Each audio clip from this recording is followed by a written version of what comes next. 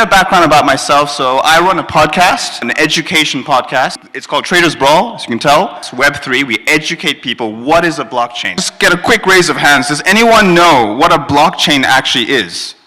Yes, what is it? Can we give him a mic, please? What is a blockchain? It's basically a ledger. It's just a non-changeable ledger. Correct. Give this guy a medal. Give him a trophy. So a blockchain, I like to define as a smart database. It's a public ledger that constantly updates without any human intervention. If there's human intervention involved, there is corruption. It's part of human nature to be corrupt. We are all corrupted. Blockchain removes human intervention. It's all smart contracts. What is a smart contract? It's a tiny program. It's run on code. It's lines, zeros and ones. That's what a blockchain is all about. There's no human intervention. There's no need for trust. It's zero trust. So, I'd like to now ask an important question to everybody. I mean, you might have been aware of the news lately, what's going on with FTX, the scandal, and its collapse. I want to ask the crowd here, before we get into that, let's start with introductions. So, Ellis, go ahead and introduce yourself. Yeah, actually I focus on the blockchain technology. More important two things. One is the decentralized, the other is the cross-chain. Decentralized actually is give you the 100% secure to own your own digital assets. Before the blockchain community, I was the CIO of Marshall Band. So that is a move from centralized to decentralized. It's very interesting journey. Fantastic stuff. And Akshay, introduce yourself. Yeah, hey everyone, my name is Akshay, and we've been in the crypto and Web3 space for the last 7 years. So we've sort of been built on blockchain, born in crypto sort of organization. And we've dealt a lot in terms of algorithmic trading, in terms of gaming products, in terms of DeFi.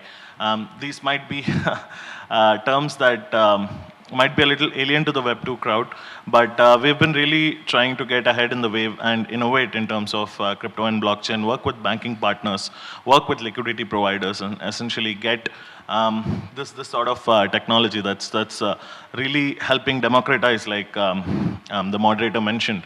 Get it out to unbanked communities, get it out to people who've never experienced trading and exponential growth. So that's mainly what we do at Mirkwood Ethereal. We manage algo trading product that's giving us about 4 to 5% risk mitigated growth on a monthly basis. And we also build solutions with MT5 crypto bridges between fiat crypto and commodities. So yeah, that's a quick intro. Amazing. Nino, after you.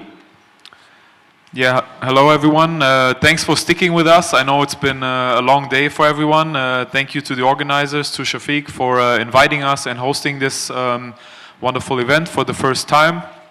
I would also like to see, like maybe just to see who I'm talking to, like how many people do have a crypto wallet on their phones? If you could just like quickly, do you have any like MetaMask or an NFT or crypto on your phone? So just that I can get an idea.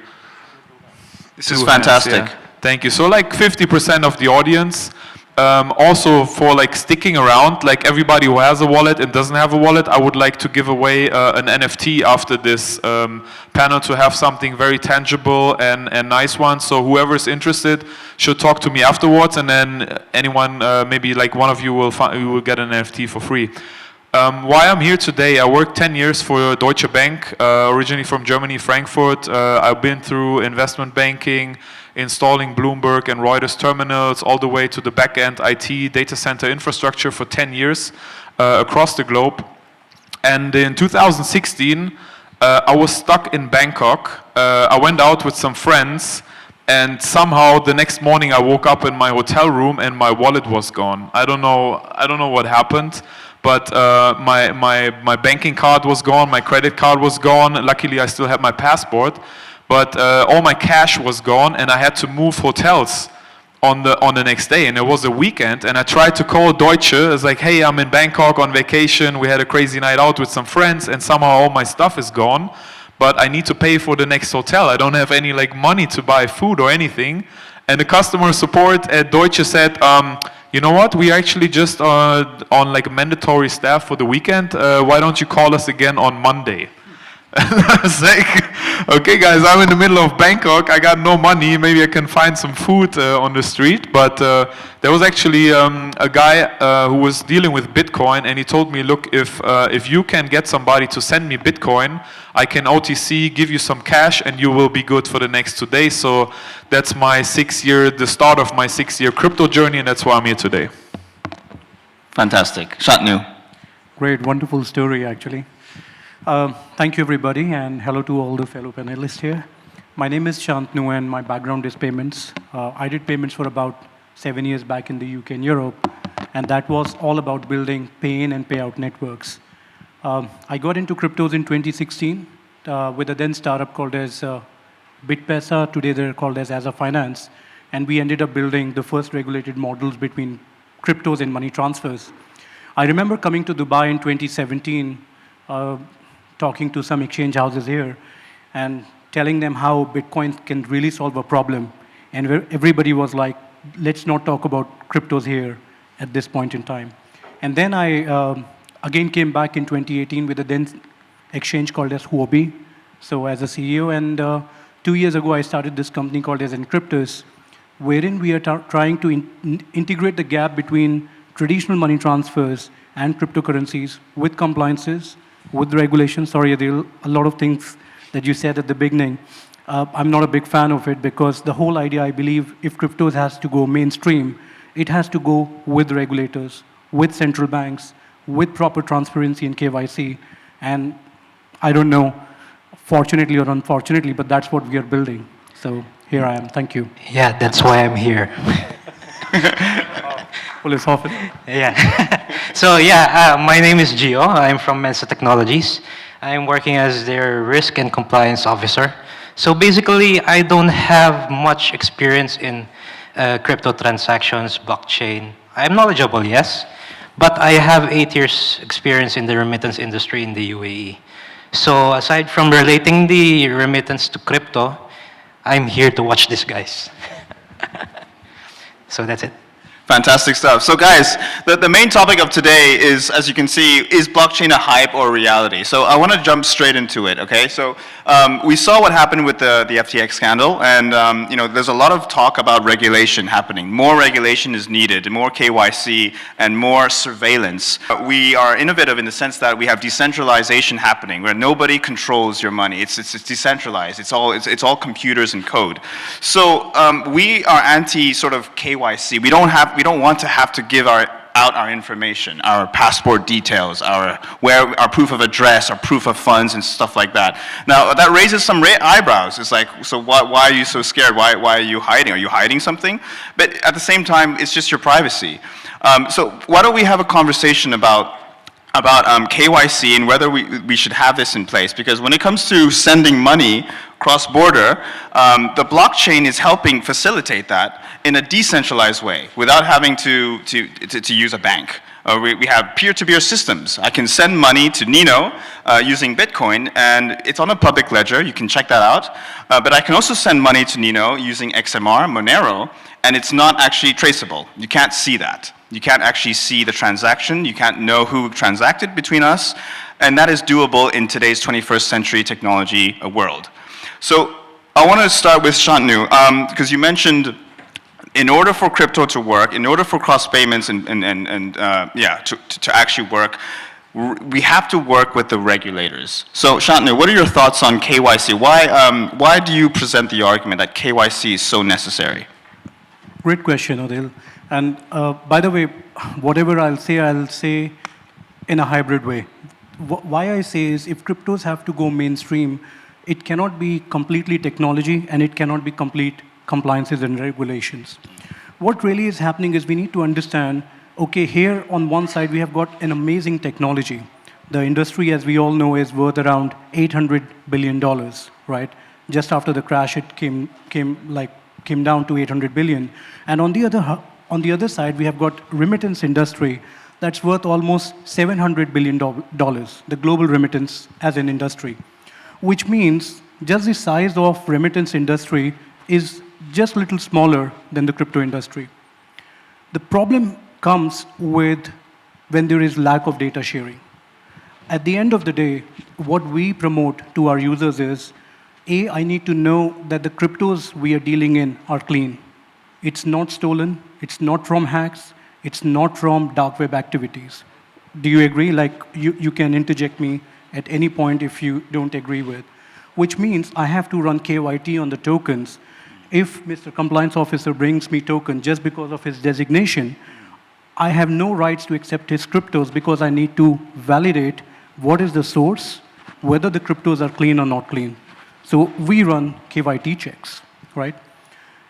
The reason why we run KYC checks is to make sure that the person who is actually bringing the cryptos or taking the fiat into their bank account is a clean person, is not a terrorist who is probably using cryptos for terrorist financing or any illegal activities that we can think of. Therefore, we have two aspects of it, KYT and KYC. There are softwares available just for the knowledge of our audience. There are softwares available wherein you can put a wallet address or a transaction hash, and you can go as deep as possible. That is on the positive side. That's the beauty of our industry, right? When beauty combines with brains, I think we know the result. And that's what really our objective is. Regulators are important, but not just to give us a license, but also to come back and ask, hey guys, you served 100 million users last year. Can we do a random check to find out what did you do? Are you dealing with clean money and clean coins or not?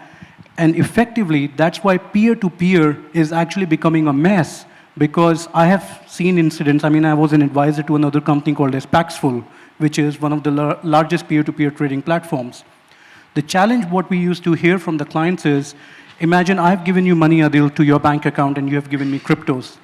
Okay, you're keeping a track on cryptos, but how do we know the source of money is clean? So therefore, I believe in a hybrid model.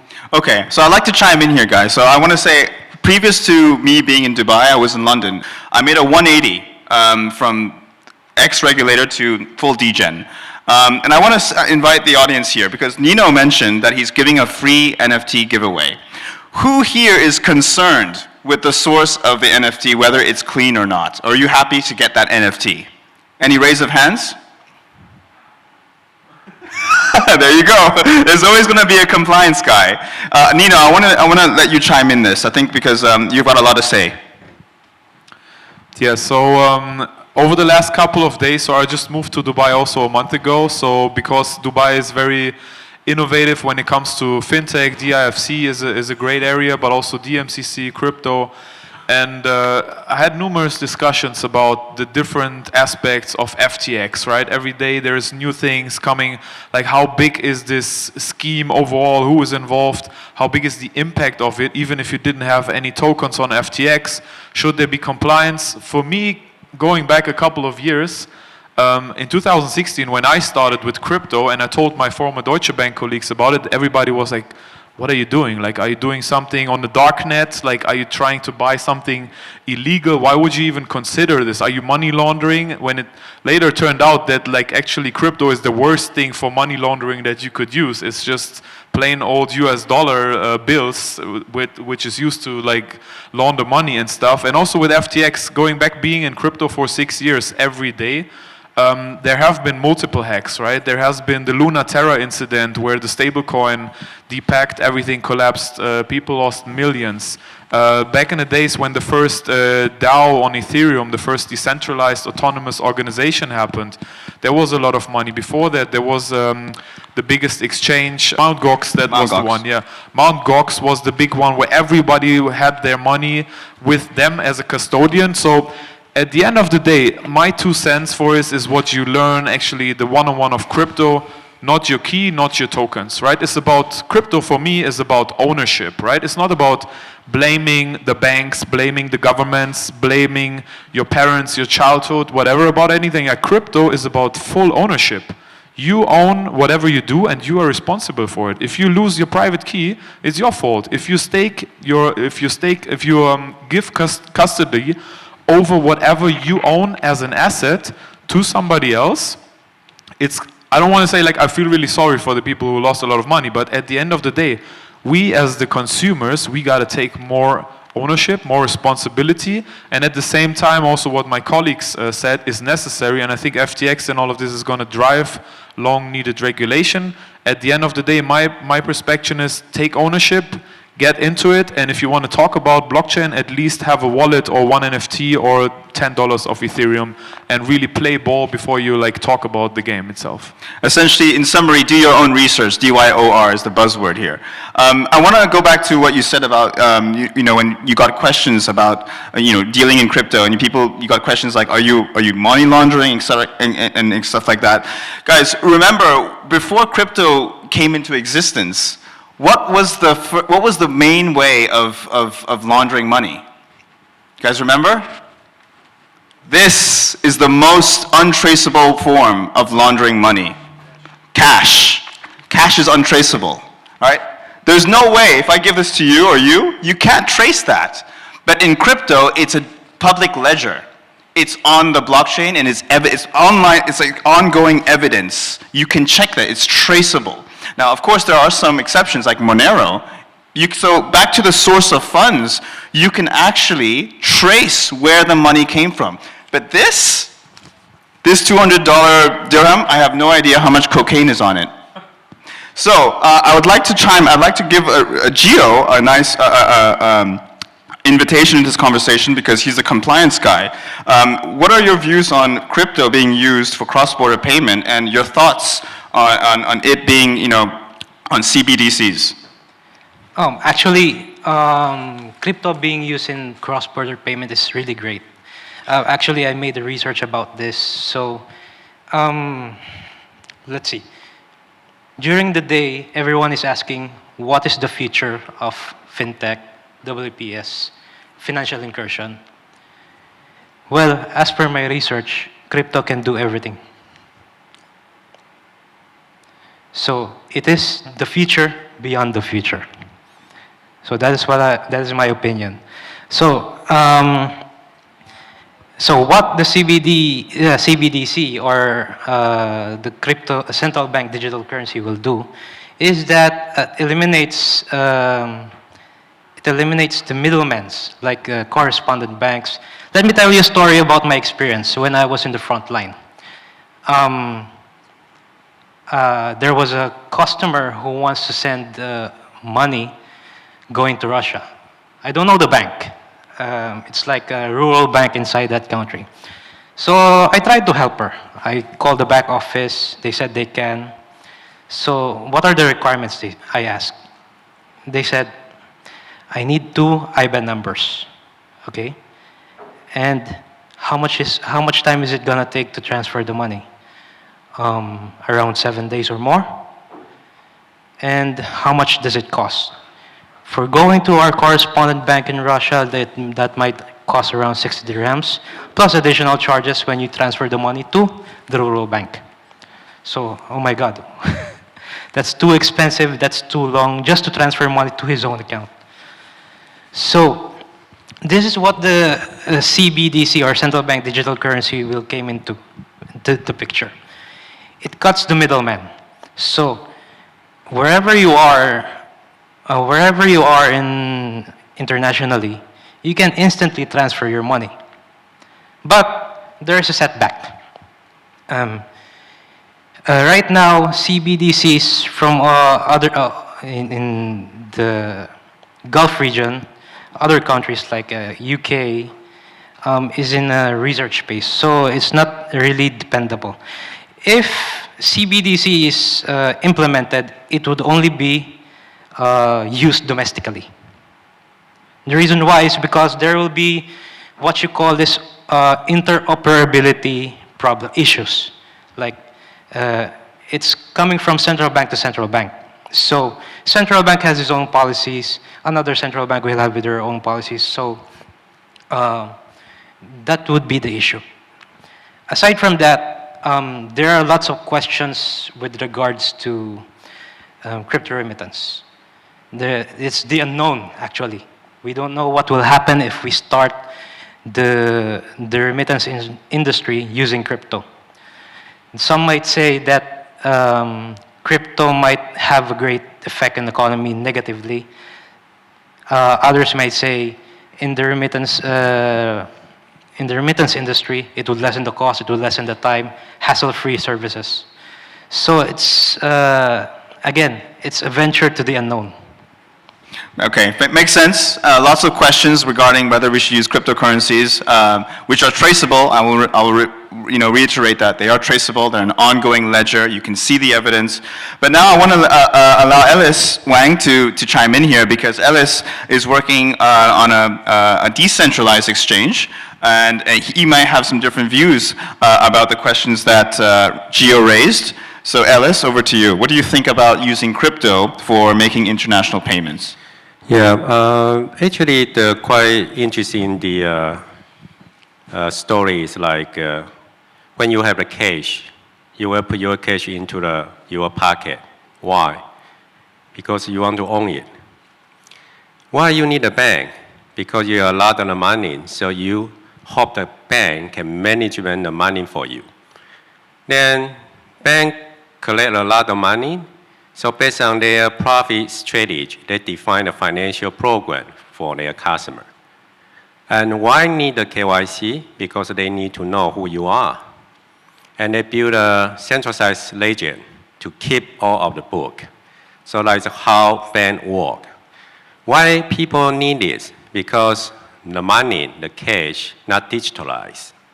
But now everything changed. We have a digital currency. So if you have a digital currency, you have your own token, where you put your token on centralized exchange. Why not put into your own wallet? So decentralized actually give you an opportunity to store all of your digital currency, no matter it's a token, NFT, game coin, on your own pocket. Because it's tokenization. So you don't need to have the big room to put the 1 million cash into your home. Correct, right? It's just the number. And this number put the value of a tokenization. And do you need a KYC? Maybe not, because you just need an address you can send and receive the money. That's all. That's all. But why we need a KYC, why we need a KYT, is because we keep cash. But after digitalization, your currency, you don't need it. So today we talk about a cross-border payment. We pay for the retail, so we pay by cash. But if you pay online, global business, it's already crossed the border. Correct, right? You pay by crypto for supply chain finance. It's crossed the border already. And maybe today you pay by coin, tomorrow you pay by NFT, and maybe you try to have this new service like play to earn on the metaverse. You pay for the game coin. So when we talk about a new opportunity, when we move to the metaverse, actually you run the model like play to earn. You earn a little bit small for your everyday work. So micropayment, in-depth payment is a new opportunity for you to service your metaverse customer. That's the new opportunity. If we focus on a retail, current business, maybe people say, why we need to pay by crypto? Maybe not, correct, right? But when you move to the metaverse, it's a global-based business opportunity over there. A lot of the vertical application over there. The application over there, how you to pay for that? You must pay by digital currency. Now, we not just have the token. People design the NFT because the generation Z is already moved to the generation F. F means consumer. Before, we talk about a consumer, but now we talk about consumer. They are your fan.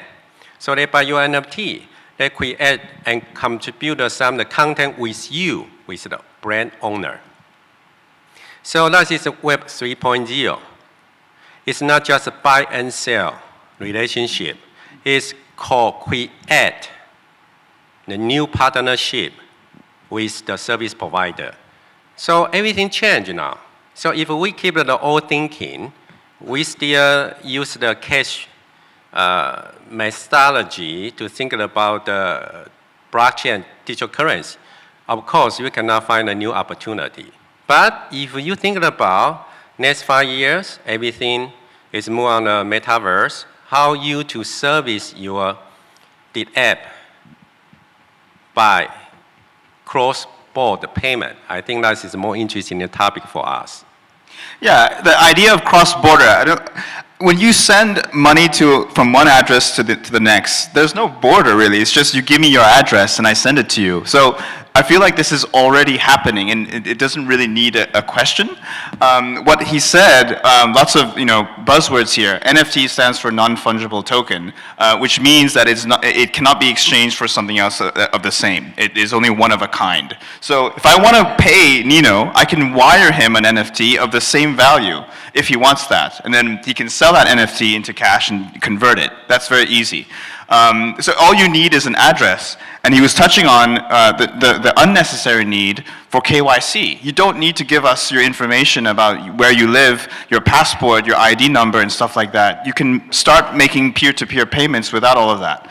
And I now want to invite Akshay to this conversation. I love the name Mirkwood Ethereal. It reminds me of when I bought Ethereum at $600.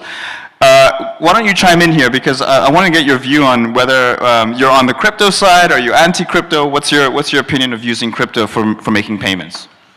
So we are primarily in the technology side. So I would like to say, that this somebody else solving the problem of compliance, or somebody else solving the problem of marketing and penetration. So we are really trying to solve the problem of tech.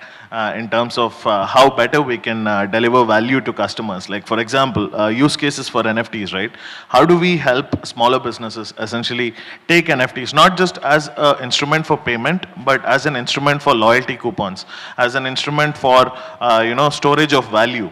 And in terms of trading, how do we take crypto technologies to actually start working with your regular markets? I mean, the whole point of what we are trying to do is we are sort of at the precipice of redefining what money essentially is. I mean, there's an audience where, last time we spoke about digital transformation, digital banking, and I completely agree with the previous speaker who said that that's a story of yesterday. The story of tomorrow is going to be what exactly is the definition of money. As we tokenize gold, as we tokenize real estate, as we tokenize derivatives, all of this is going to be cryptocurrencies in the future. I mean, the roadmap, the vision, all of it is already set. So we are in the space of sort of helping build these platforms and helping businesses realize the value behind getting into the Web3 metaverse space. So I am on the side of technology, right? And we have DeFi going on one side, and we have compliance going on one side, which are complete extremities of one and the other. For example, what Mr. Ellis had spoken about in terms of DeFi platforms, even how much ever you try to do KYC, there's always going to be privacy tokens like XMR and Monero that's going to be sort of away in terms of hiding your personal net worth. There are people who are there out there. It's a personal choice, and today we live in a place where there's so much personal choice out there. And then again, for businesses that need KYC regulation, there's obviously solutions out there. So I'm a builder in the space. Whatever the industry demands, I'm happy to sort of build that and move forward, and really excited to be in the space where there's so much happening at the same time. So yeah. I'm just looking across the room, seeing some puzzled faces, some people who are like, I'm not so sure about crypto, and that's totally fine. We are at an infancy stage, and that is expected. I run a podcast, so we invite guests all the time to educate. And now, the next topic I want to talk about is CBDCs. So what does that stand for? Central Bank Digital Currency. It's a digital currency owned by the central bank, and allowing you, giving you that ability to make payments using that instead of cash. That is the next topic that's being introduced. There are some disadvantages. So blockages can be put on where you spend that money. So for example, in a pandemic, you can't be hoarding so many stuff. If you try and buy more than 10 toilet rolls, it'll block you. They can implement an algorithm that says, you can't buy this, you've already bought one. So there are some concerns already in place about a CBDC. Also, They can make CBDCs in your account disappear like this, with a push of a button. They can create money and they can delete money. Delete. So I want to invite. This is open to anybody here who wants to go first. Short, conscious of time. But what are your thoughts on this regarding using CBDCs for making cross-border payments? Anybody wants to go? Go ahead, Nino. I just wanted to add to what you just said is to the last point. Adel and I, we were asking like for this panel, like we needed to give our passport, right? It's like in Web 2, it's like why do you need to give your ridiculous passport? And also when you think about other industries, like think about the movie industry, right? Does the movie industry care if you have movies on VHS tape decks? Or like, imagine like we go back like 15 years and we have a discussion about DVDs. Like, where do you see DVDs in the next 10 years? And everybody's like, oh, DVDs in the next 10 years is going to be huge. And then we have Blu-ray. Oh, Blu-ray, that's going to be for the next.